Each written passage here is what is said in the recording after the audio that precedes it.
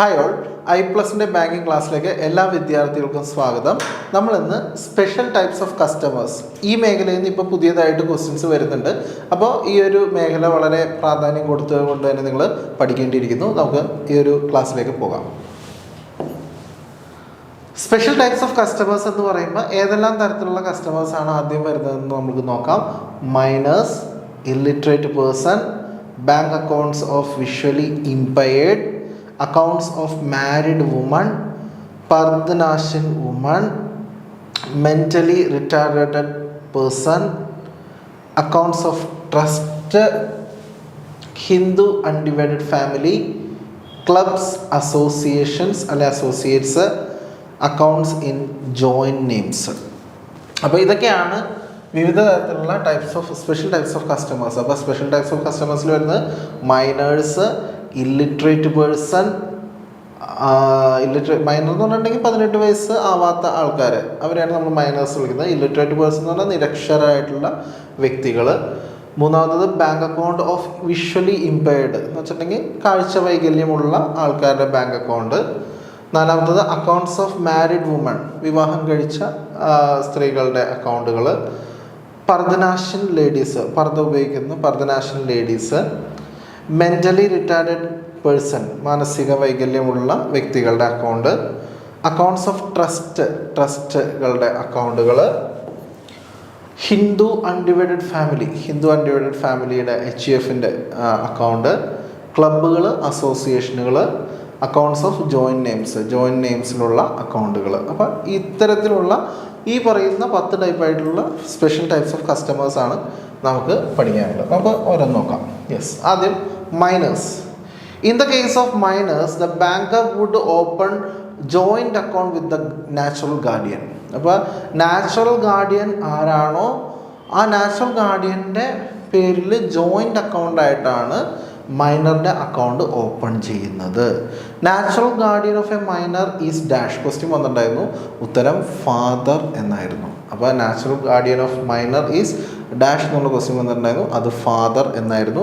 എന്നാൽ പിന്നീട് സുപ്രീം കോടതിയിൽ അതുമായി ബന്ധപ്പെട്ടുള്ള ഒരു കേസ് നടക്കുകയും മദറും ആകാം എന്ന് പറയുന്നുണ്ട്. എന്തായാലും നമ്മളുടെ CSEBയുടെ ക്വസ്റ്റ്യൻ പേപ്പറിൽ ഉത്തരം ഫാദർ എന്നായിരുന്നു. Okay.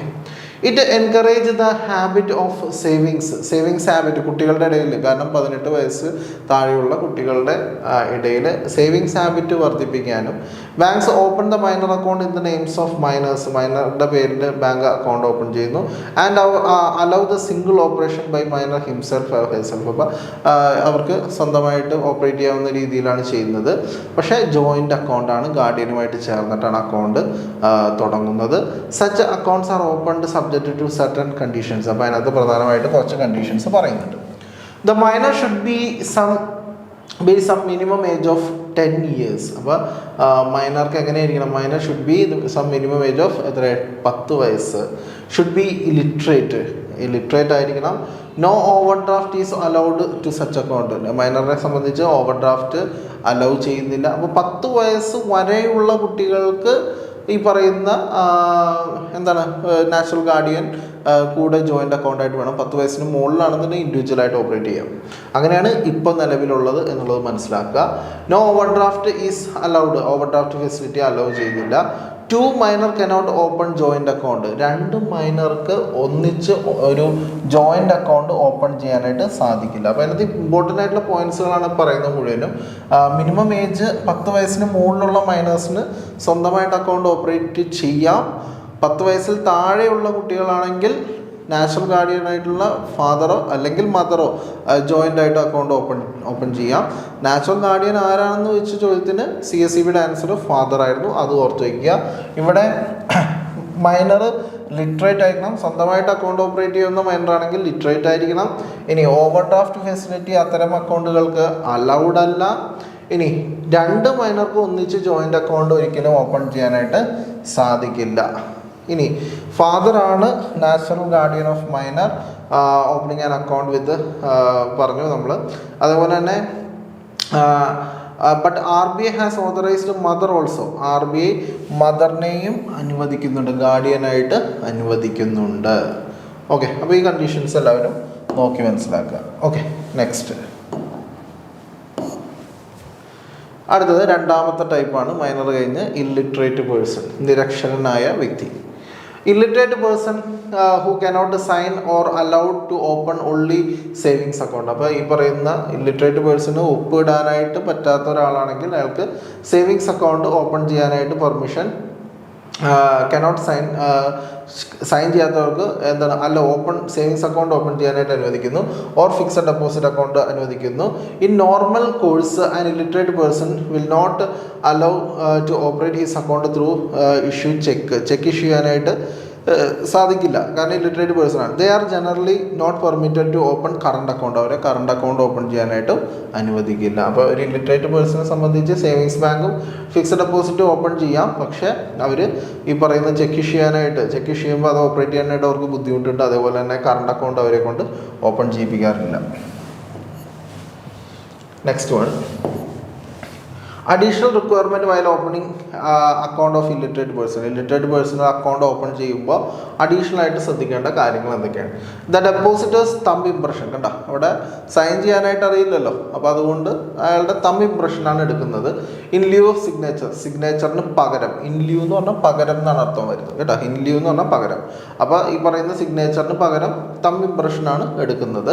Is obtained on the account form. Account opening ഫോമിൽ തമ്പ് ഇംപ്രഷനാണ് എടുക്കുന്നത്, വിരലടയാളമാണ് എടുക്കുന്നത്. In the presence of preferably 2 persons who are known to the bank who have certified that know the depositor. അപ്പോൾ ഈ പറയുന്ന ഡെപ്പോസിറ്ററെ പരിചയമുള്ള രണ്ട് സാക്ഷികളെ നിർത്തിയിട്ടാണ് ഈ പറയുന്ന തമ്പ് ഇംപ്രഷൻ എടുക്കുന്നത് അക്കൗണ്ട് ഓപ്പൺ ചെയ്യുന്നതിന് വേണ്ടിയിട്ട്. The depositor's photograph is affixed to the ledger account and also the savings passbook identification. അപ്പോൾ ഈ പറയുന്ന പാസ്ബുക്കിൽ ഈ പറയുന്ന വ്യക്തിയുടെ ഫോട്ടോഗ്രാഫ് ഒട്ടിച്ചിട്ടുണ്ട്, ഈ പറയുന്ന പാസ്ബുക്കിൽ അതുപോലെ ലെഡ്ജർ അക്കൗണ്ടിലും ഒട്ടിച്ചിട്ടുണ്ട്.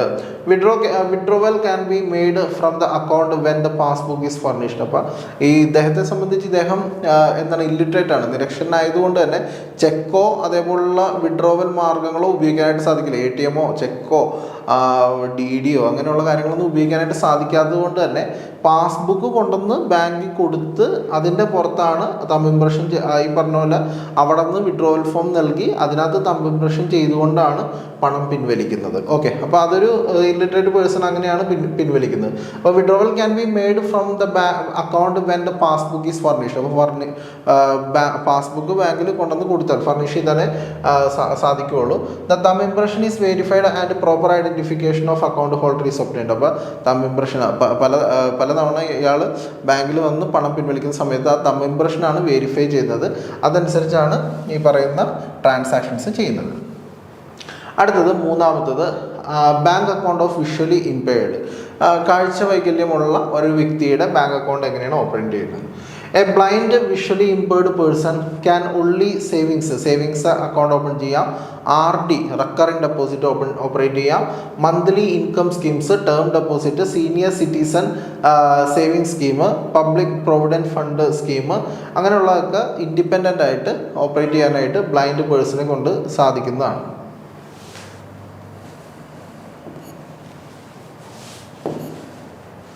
അടുത്തത് അക്കൗണ്ട് ഓഫ് മാരിഡ് വുമൺ, വിവാഹം കഴിഞ്ഞ ഒരു സ്ത്രീയുടെ account.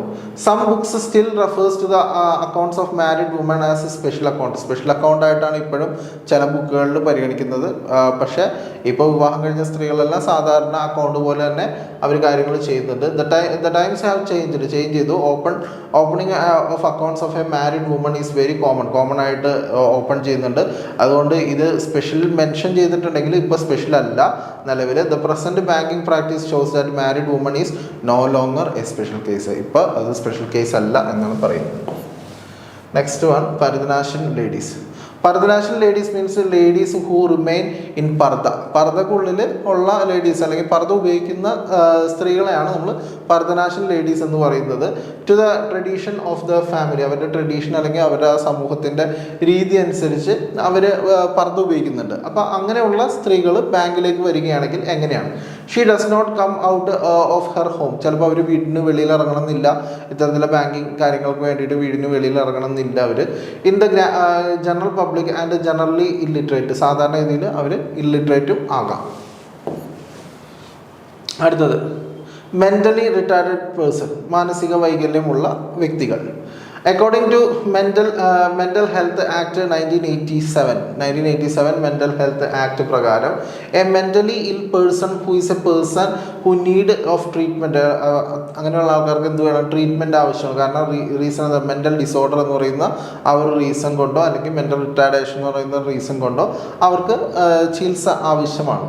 The prescribed appointing authorities are district court and collector of the district under the Mental Health Act 1987. അപ്പോൾ 1987 മെൻ്റൽ ഹെൽത്ത് ആക്ട് പ്രകാരം ഇവർക്ക് വേണ്ടിയിട്ട് പ്രത്യേകം അതോറിറ്റീസ് ഉണ്ട്. സാധാരണ രീതിയിൽ ഇത്തരം ഈ പറയുന്ന മെൻ്റൽ റിട്ടാർഡേറ്റഡ് ആയിട്ടുള്ള ആൾക്കാർക്ക് അവരുടെ കാര്യങ്ങൾ തീരുമാനിക്കുന്നത് കോടതിയോ അല്ലെങ്കിൽ ജില്ലാ കളക്ടറോ ആയിരിക്കും.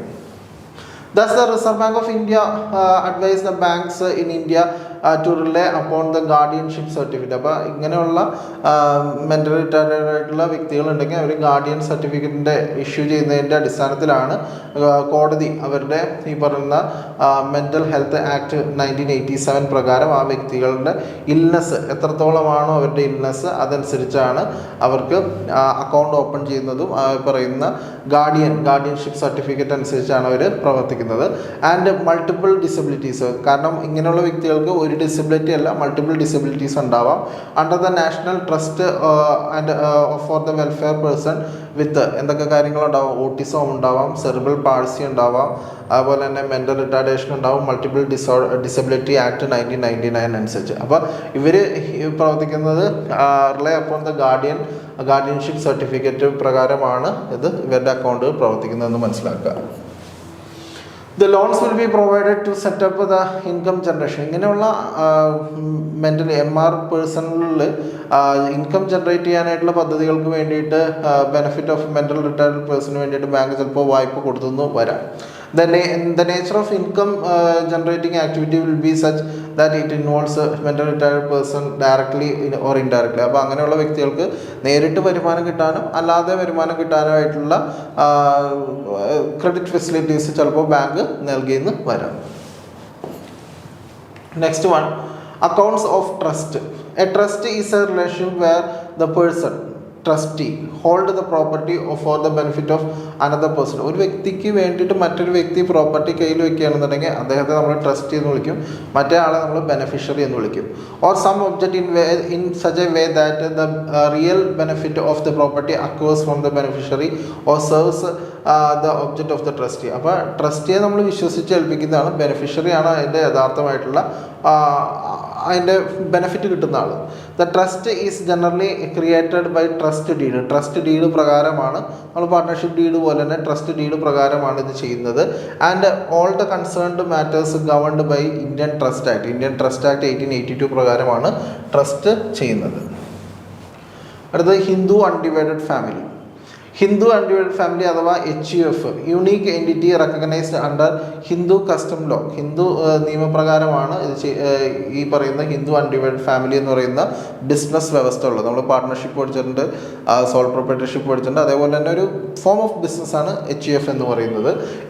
ഇതിൻ്റെ senior most elder member male മെമ്പറാണ് കർത്ത എന്ന പേരിൽ അറിയപ്പെടുന്നത്. ബാക്കിയുള്ള ആൾക്കാർ ഗ്രാൻഡ്സൺ ആയിക്കോട്ടെ ബാക്കിയുള്ള ആൾക്കാരായിക്കോട്ടെ അവരെ നമ്മൾ കോ പാർട്ട്നേഴ്സ് എന്നാണ് അറിയപ്പെടുന്നത്. അപ്പോൾ ആ കുടുംബത്തിലെ ഏറ്റവും സീനിയർ മോസ്റ്റ് മെമ്പർ ആയിരിക്കും മെയിൽ മെമ്പറാണ് കർത്ത എന്നറിയപ്പെടുന്നത്. ബാക്കിയുള്ളവരെ കോ പാർട്ട്നേഴ്സ് എന്നാണ് അറിയപ്പെടുന്നത്. ഓക്കെ, അപ്പോൾ ഇതിനകത്ത് എല്ലാ അധികാരവും കർത്തയ്ക്കാണ്. കോപാർട്ട്നേഴ്സിൻ്റെ ഷെയർസ് വീതിച്ചു കൊടുത്തിട്ടുള്ള അൺഡിവൈഡഡ് ഷെയർസാണ്, അവരുടെ എസ്റ്റേറ്റിൻ്റെ അൺഡിവൈഡഡ് ഷെയർസാണ്. ഇനി അവരുടെ ഷെയർസ് വീതിച്ചു കൊടുത്തിട്ടില്ല. The right to manage HUF എന്ന് പറയുന്ന സ്ഥാപനത്തിൻ്റെ ഹിന്ദു അൺഡിവൈഡഡ് ഫാമിലിയിലെ വസ്തുവകകൾ മാനേജ് ചെയ്യുന്നത് ആരാണ്? കർത്തയാണ് മാനേജ് ചെയ്യുന്നത്. And he act as behalf of all the copartners. എല്ലാ കോപാർട്ട്നേഴ്സിനും വേണ്ടിയിട്ട് പ്രവർത്തിക്കുന്നത് കർത്തയാണ്. And the binding on each of them to the extent of their shares. ഇനി ഓരോരുത്തർക്ക് ആ HUF എന്തുണ്ടാവും, അവരുടേതായ ഓഹരി ഉണ്ടാവും, ഷെയർസ് ഉണ്ടാവും. Now the female copartners also act as the karta. നിലവിൽ ഇപ്പോൾ സ്ത്രീകളും കർത്തയായിട്ട് ചില HUF പ്രവർത്തിക്കാറുണ്ട്.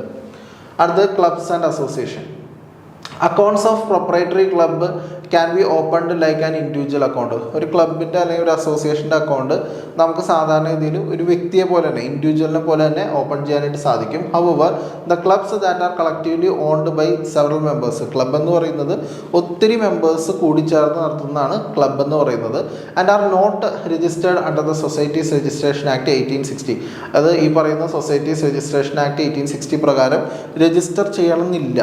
Okay, or under the any other act, അല്ലെങ്കിൽ മറ്റേതൊരു ആക്ട് പ്രകാരവും രജിസ്റ്റർ ചെയ്യണമെന്നില്ല. R treated like the unregistered firm, അത് നമ്മൾ അൺരജിസ്റ്റേർഡ് ഫേം ആയിട്ടാണ് ട്രീറ്റ് ചെയ്യുന്നത്.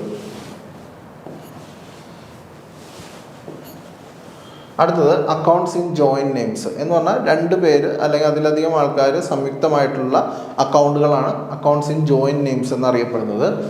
Bank accounts held joint between 2 parties, 2 parties ഒന്നിച്ച് ജോയിൻ്റ് ആയിട്ട് അക്കൗണ്ട് കീപ്പ് ചെയ്യുന്നതാണ് നമ്മൾ അക്കൗണ്ട്സ് ഇൻ ജോയിൻറ്റ് നെയിംസ് എന്ന് പറയുന്നത്. May be titled with and എന്നുകൊണ്ടോ അല്ലെങ്കിൽ ഓർ എന്നുകൊണ്ടോ. അപ്പോൾ ഈ പറയുന്ന അക്കൗണ്ട് നെയിമുകൾ ആൻഡ് എന്ന വാക്ക് കൊണ്ട് ജോയിൻ ചെയ്യിപ്പിച്ചിട്ടുണ്ടാവും, അല്ലെങ്കിൽ ഓർ എന്ന വാക്ക് കൊണ്ട് ജോയിൻ ചെയ്യിപ്പിച്ചിട്ടുണ്ടാവും. Between the account holders names, account holders നെയിംസിൻ്റെ ഇടയിൽ ആൻഡ് ഓറോ ആയിരിക്കും. യെസ്.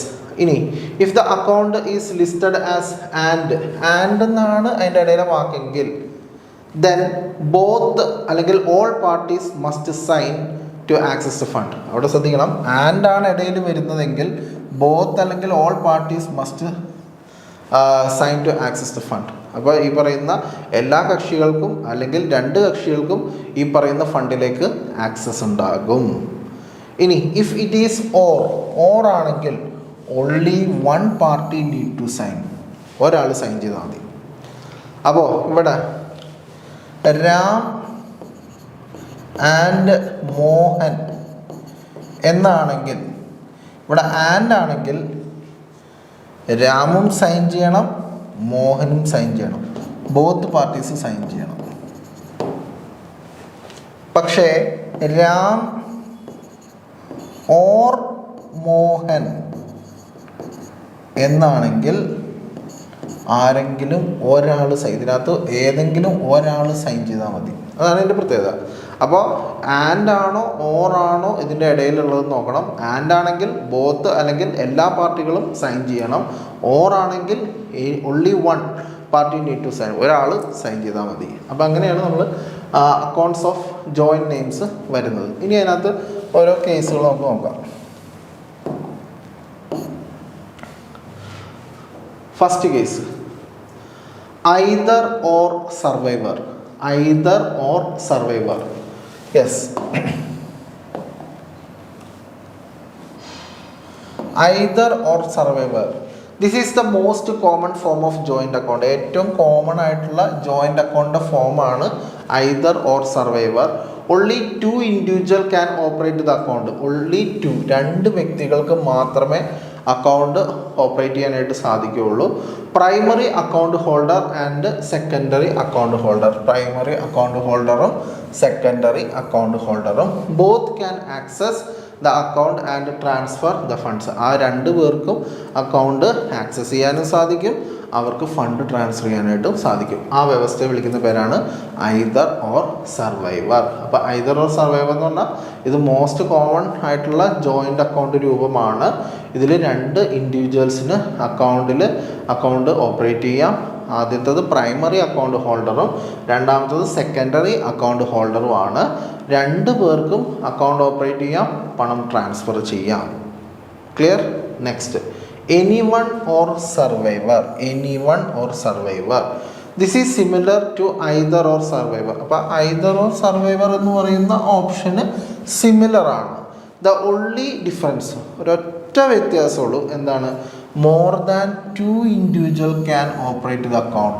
അപ്പോൾ അവിടെ ശ്രദ്ധിക്കുക, മോർ ദാൻ 2 ഇൻഡിവിജ്വൽ, 2 അതിലധികം, മോർ ദാൻ 2 2 ആൾക്കാർക്ക്, 2 ആൾക്കാർക്ക് at a time account operate ചെയ്യാനായിട്ട് സാധിക്കും. ഓക്കെ, നെക്സ്റ്റ് നോക്കാം, അടുത്ത് നോക്കാം.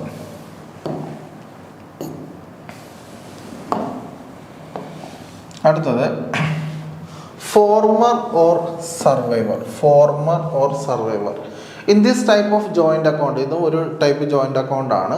The first account holder, primary account holder, can access and operate the account only on the death of the primary holder. അപ്പോൾ ഇവിടെ ദ ഫസ്റ്റ് അക്കൗണ്ട് ഹോൾഡർ, അപ്പോൾ ഇവിടെ first account ഹോൾഡർക്ക് ഇത് ഓപ്പറേറ്റ് ചെയ്യണമെങ്കിൽ ഫസ്റ്റ് ആപ്ലിക്കൻ്റ് മരിച്ചു കഴിഞ്ഞാൽ മാത്രമേ സാധിക്കുകയുള്ളൂ. അപ്പോൾ ഫസ്റ്റ് അക്കൗണ്ട് ഹോൾഡർ പ്രൈമറിക്ക് ഇത് can access the and operate the account only on the death of the primary holder അല്ലെങ്കിൽ first applicant. The survivor can also get the balance transfer to her name if required. അപ്പോൾ ഈ പറയുന്ന ഒരു പിതാവ് ആ പിതാവിൻ്റെ പേരിൽ അക്കൗണ്ട് ഓപ്പൺ ചെയ്തു. ഫോർമർ ഓർ സർവൈവർ വ്യവസ്ഥയിൽ മകൻ കൂടെ ഉണ്ടായിരുന്നു. അപ്പോൾ അപ്പൻ മരിച്ചു കഴിഞ്ഞതിന് ശേഷം അപ്പൻ്റെ പേരിലുള്ള അക്കൗണ്ട് ഡെത്തിന് ശേഷം മകൻ്റെ പേരിലേക്ക് ആ പറയുന്ന ഫുൾ എമൗണ്ട് ട്രാൻസ്ഫർ ചെയ്ത് കിട്ടുകയാണെങ്കിൽ അത് ഫോർമർ ഓർ സർവൈവർ വ്യവസ്ഥയാണ്. ഓക്കെ, അപ്പോൾ ആദ്യത്തെ ആളുടെ ഈ പറയുന്ന ഫസ്റ്റ് ആപ്ലിക്കൻ്റ് ആരാണോ അദ്ദേഹത്തിൻ്റെ മരണശേഷം അദ്ദേഹത്തിൻ്റെ അക്കൗണ്ടിലുള്ള പൂർണ്ണമായിട്ടുള്ള പണം ഈ പറയുന്ന പ്രൈമറിക്ക് അക്കൗണ്ട് ഹോൾഡർക്ക് അയാളുടെ അക്കൗണ്ടിലേക്ക് ട്രാൻസ്ഫർ ചെയ്യാനായിട്ട് സാധിക്കും. Okay, next one, later or survivor. This is similar to former or survivor. Former സർവൈവറുമായിട്ട് സിമിലർ ആണ്. The main difference is alive. ഇവിടുത്തെ പ്രധാനപ്പെട്ട വ്യത്യാസം എലൈവ് ആണ്. The primary or first account holder can operate account only on the death of the secondary holder. അപ്പോൾ second account ഹോൾഡറുടെ മരണശേഷം എന്ന് പറഞ്ഞാൽ primary or first account holder can operate ചെയ്യാം account only on the death of secondary. ഇവിടെ second account ഹോൾഡറാണ്, അയാളുടെ മരണശേഷമാണ് എന്നുള്ളതാണ് ഇവിടുത്തെ വ്യത്യാസം. അതാണ് ലേറ്റർ സർവൈവർ എന്ന് വന്നിരിക്കുന്നത്. Next one, jointly. In this type of account, all the transaction need to be signed and mandated by all the account holder. അപ്പോൾ ഈ ഒരു ജോയിൻ്റ്ലിയുടെ പ്രത്യേകത എല്ലാ അക്കൗണ്ട് ഹോൾഡറും സൈൻ ചെയ്യണം. To be signed by all the account holder, mandated, compulsory ആണ് എന്നുള്ളതാണ്. ഇഫ് എനി ഓഫ് ദ, അപ്പോൾ ഒരു ചെക്ക് വിഡ്രോ ചെയ്യുകയാണെങ്കിൽ എല്ലാ അക്കൗണ്ട് ഹോൾഡേഴ്സും സൈൻ ചെയ്യേണ്ടിയിരിക്കുന്നു. If any of the account holder dies, ഇനി ഈ പറയുന്ന ജോയിൻ്റ് ആയിട്ടുള്ള അക്കൗണ്ട് ഹോൾഡേഴ്സിൽ ഏതെങ്കിലും ഒരു അക്കൗണ്ട് ഹോൾഡർ മരിക്കുകയാണെങ്കിൽ then the account cannot be further operated, വീണ്ടും അത് ഓപ്പറേറ്റ് ചെയ്യാനായിട്ട് സാധിക്കില്ല. അപ്പോൾ ജോയിൻ്റ് അക്കൗണ്ടിൽ, ഈ ജോയിൻ്റ്ലി അക്കൗണ്ടിൽ പ്രത്യേകത എന്ന് വെച്ചിട്ടുണ്ടെങ്കിൽ ഇതിനകത്ത് പണം പിൻവലിക്കാനാണെങ്കിലും എങ്ങനെയാണെങ്കിലും എല്ലാവരും തന്നെ സൈൻ ചെയ്യണം. അക്കൗണ്ടിൽ ഹോൾഡേഴ്സ് ആയിട്ടുള്ള എല്ലാവരും സൈൻ ചെയ്യണം. അതിൽ ഒരു വ്യക്തി മരിക്കുകയാണെങ്കിൽ പിന്നെ ഈ അക്കൗണ്ട് ഓപ്പറേറ്റ് ചെയ്യാൻ സാധിക്കില്ല. The balance proceeds shall be payable to survivor. അപ്പോൾ അങ്ങനെ വരുമ്പോൾ ബാലൻസ് ആർക്ക് കിട്ടും? സർവൈവർക്ക് ആ എമൗണ്ട് കിട്ടും. അക്കൗണ്ട് പിന്നെ ഓപ്പറേറ്റ് ചെയ്യാനായിട്ട് സാധിക്കില്ല. ഇനി അടുത്തത് jointly or survivor. This is similar to jointly option. Jointly ഓപ്ഷന് സിമിലർ ആണ്. ദ ഓൺലി ഡിഫറൻസ്, ഒരേ ഒരു ഡിഫറൻസ് മാത്രമേ ഉള്ളൂ, സർവൈവർക്ക് ആ അക്കൗണ്ട് പിന്നീട് ഓപ്പറേറ്റ് ചെയ്യാനായിട്ട് സാധിക്കും. ഇവിടെ നമുക്ക് സർവൈവർക്ക് ഓപ്പറേറ്റ് ചെയ്യാനായിട്ട് സാധിക്കില്ല, അക്കൗണ്ട് ക്ലോസ് ചെയ്യണം. പക്ഷെ ഇവിടെ അങ്ങനെയല്ല, അക്കൗണ്ട് ആർക്ക് കണ്ടിന്യൂ ചെയ്യാം? സർവേ ചെയ്യുന്ന ആൾക്ക്. രണ്ടുപേരും കൂടിയാണ് തുടങ്ങിയത്, പക്ഷേ അവിടെ സർവൈവ് ചെയ്യുന്ന ആൾക്ക് ഈ അക്കൗണ്ട് പിന്നീട് ഓപ്പറേറ്റ് ചെയ്ത് കൊണ്ടുപോകാം. പക്ഷേ ആദ്യത്തെ കേസിൽ ഓപ്പറേറ്റ് ചെയ്യാനായിട്ട് സാധിക്കില്ല. Alternatively the proceeds of account can be transfer to his or her name. അപ്പോൾ ഈ പറയുന്ന മരണശേഷം, ഒരാളുടെ മരണശേഷം അദ്ദേഹത്തിൻ്റെ, അല്ലെങ്കിൽ ഒരാൾ പോയതിന് ശേഷം മറ്റേ ആൾക്ക് അയാളുടെ അക്കൗണ്ടിലേക്ക് മുഴുവനായിട്ട് പണം ട്രാൻസ്ഫർ ചെയ്ത് കിട്ടുന്ന വ്യവസ്ഥയാണ് ജോയിൻ്റ്ലി ഓർ സർവൈവർ എന്ന് പറയുന്നത്. ഓക്കെ, അപ്പോൾ എല്ലാവരും വീഡിയോസ് കണ്ട് മനസ്സിലാക്കുക. സ്പെഷ്യൽ ടൈപ്സ് ഓഫ് കസ്റ്റമേഴ്സ് വളരെ ഇമ്പോർട്ടൻ്റ് ആണ്. മറ്റൊരു ടോപ്പിക്കുമായിട്ട് അടുത്ത ക്ലാസ്സിൽ കാണാം. Thank you.